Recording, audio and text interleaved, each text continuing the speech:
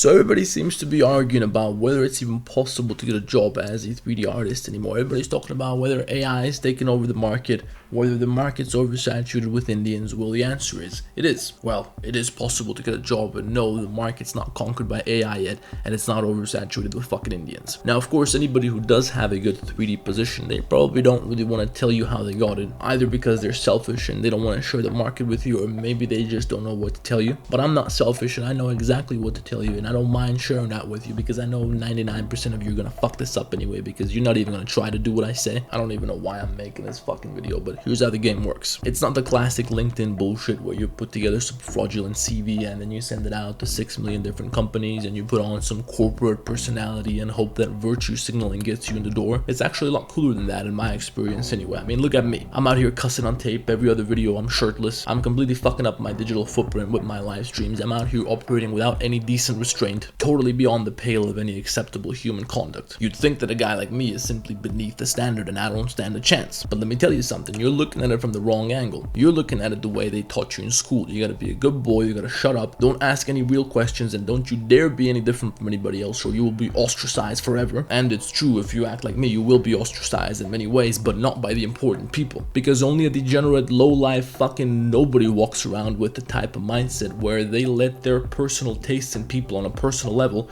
interfere with business. What I'm telling you is that real people who want to do some real business, they don't give a fuck about your LinkedIn post, about your passion for your studies. They don't care about your political views. They don't care about what you do in your free time. That doesn't affect them. They don't give a fuck about that. If you can do the job and if you can do it right, well, that's all that matters, right? So what the fuck are we even talking about? Anyway, here's how you get yourself a job. First of all, you gotta be good. If you're not good, then don't even worry about getting a job yet. How do you know if you're good? Well, you look at your works and you look at the works of somebody who you know is a professional, and your eyes will tell you if you're on a comparable level. If your works look kind of similar in quality, then you're probably good. If your works clearly look shittier, then you got work to do. If you're not sure, if you think maybe you're in the ballpark but you're not really sure how to present it or something like that, that's why you got me. So you can always reach out to me. So if you are good, all you gotta do is make some nice works, make some nice projects. You're gonna post that shit on Instagram the same way that you would post it on your ArtStation portfolio, except ArtStation is a joke. Instagram is on a whole different dimension. And then you just gotta make a bunch of mini videos where you show your works, or maybe you say a few words about your works. You film your screen for 10 seconds. If you don't know how to do that, you can just look at my Instagram. It literally takes me 3 minutes to make a shitty little video.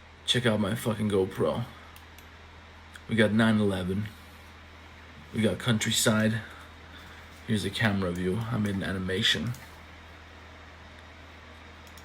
It's fucking beautiful.